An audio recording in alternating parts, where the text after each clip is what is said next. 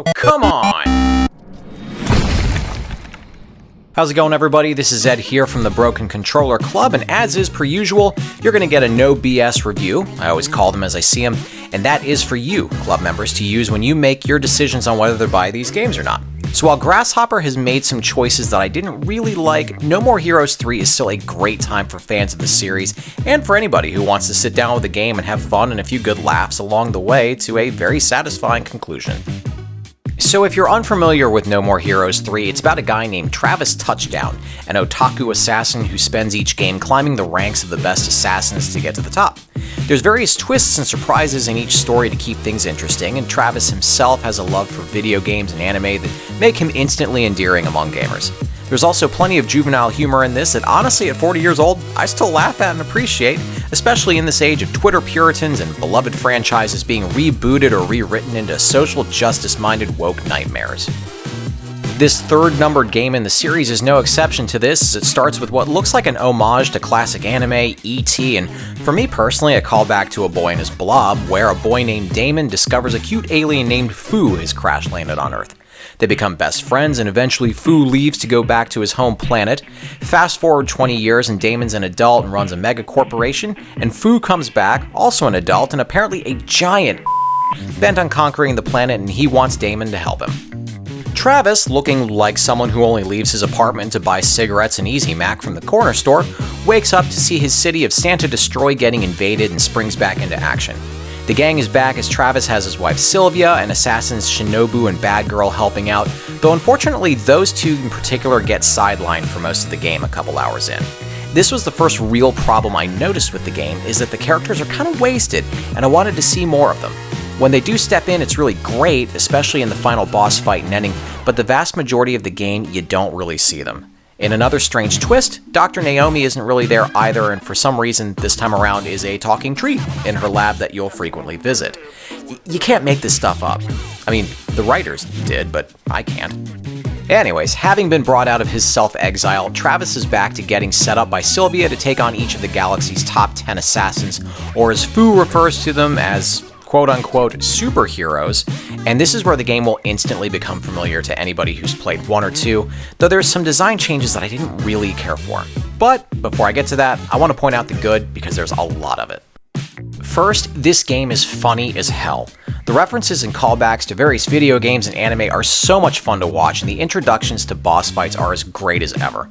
As much as I liked the combat in this, I was really more interested in seeing what would happen in each of the cutscenes, because the interactions between each of the characters were always full of one-liners, and they'd break the fourth wall, and as you can expect, there's bosses that are randomly replaced with other bosses, things that you'll know to expect if you've ever played any of the previous games.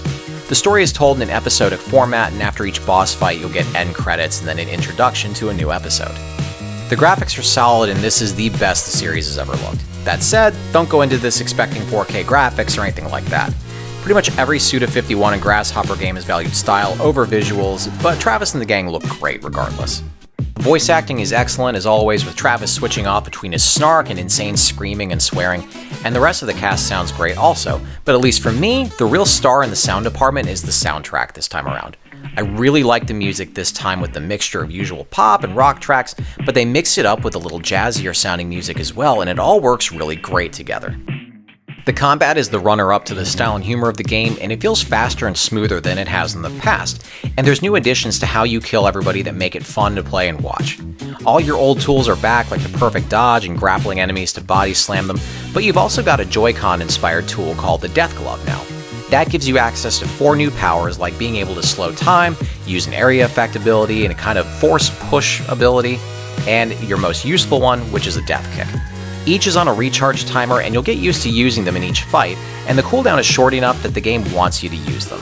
You've also got the ability to turn into a mech mid-fight and waste your enemies once your tension bar fills up. It doesn't last very long, but it's a great boost, and you can keep it until you need to use it. In between fights, you can go to Naomi's lab and use items to craft and equip chips that you install into your Death Glove that give you added bonuses in combat, like increased damage or a longer time in slow-mo after perfect dodging attacks. You can equip up to 3, so finding the right combo to boost your playstyle is useful. Other goodies in Naomi's lab are the ability to go into a time machine to fight previous bosses and get items from them, and dump points into stat boosts and learn new moves. Unfortunately, that's where I started coming across some of what I didn't like about the game. Namely that you can't get new beam katanas in this one, and all the stat boosts are just done by spending points on your upgrades at this arcade machine next to Dr. Naomi. You'll do this with everything including new moves, and it really just feels lazy. Granted, Travis's katana has never looked better, but I missed seeing different designs this time around, and there's nothing exciting about spending points on upgrades. Also, going back to the Death Glove chips for a second, while I like that you can create different ones, I found myself just sticking with the same ones I made in the beginning for most of the game. If you need money and when you're at Bishop's store you decide to quote-unquote sell your junk, then just keep in mind that you're going to lose all the materials needed to make new chips. I found that out the hard way early on, and it kind of soured me on selling stuff and crafting. In addition to the lack of new weapons, the wrestling moves have taken a hit as well, and you don't pick up any new ones this time. You have a front move and a back move you start the game with, and that's it. While the wrestling moves weren't really ever a big draw for me, I always thought that they added personality to the combat, and to see that those also didn't make the cut was pretty disappointing. Santa Destroy has seen a big upgrade in visuals, and the world is now separated into several major areas. Each one you'll go to progress the story, and you'll also take on part-time jobs and do what are called designated matches that you'll need to beat to get to the boss fight. You can get there by fast traveling, or you can take your bike like in the first game. This is very different from previous games though, in that had an actual level to fight through in order to get to the boss, and while it made it progressing to each boss a lot faster, I can't say it was necessarily more fun. I liked playing through different levels before, and just fast traveling to an area where I search out these matches that are basically just a small arena with some enemies to fight just felt a little lifeless and lazy. You still have to come up with the cash to pay the entrance fee for each boss fight, and that means part-time jobs are still important in this. My personal favorite, the lawn mowing game, is back, and there's a few others like shooting alligators, and there's also picking up trash while fighting alligators, and there's a racing game that you have to wreck the lead car while avoiding other cars on the road. If you've ever driven on the interstate in Florida, then you'll likely be skilled at this.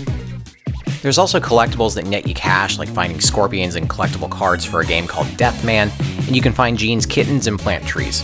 The cash in this one felt quicker to me though, and while it still feels like filler to pad the game out, it didn't feel as painful this time around.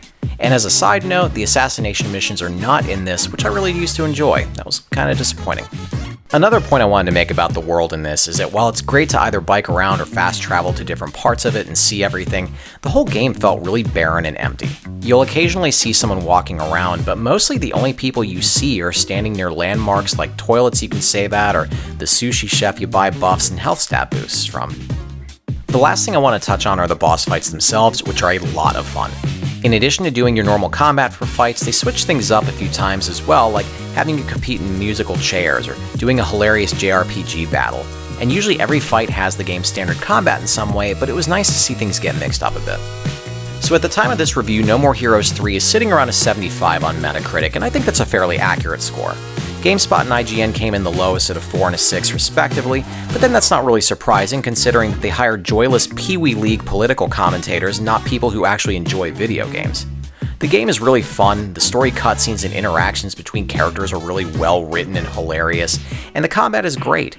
The game world really needs more going on, and I was pretty bummed at there not being any weapon or wrestling move variety, but it's still a game I was really satisfied with after beating it, and I'm looking forward to the next one. Also, I'm looking forward to playing this one again. I don't score games anymore, but if I did, I'd give it a 7.5 out of 10. If you want me to take into account my personal bias of how much I like this series already, it's going to score closer to an 8, possibly an 8.5. That's all for today's review, but I've always got more coming. Be sure to subscribe to the channel and then check me out at Ed from Broken Controller on Twitch for more game reviews, special features, and playthroughs. Until next time. Congratulations! You're one of an elite few to make it to the end of the video. Reward yourself by hitting the round subscribe button in the middle, and then check out the other goodies I've got in the links next to it.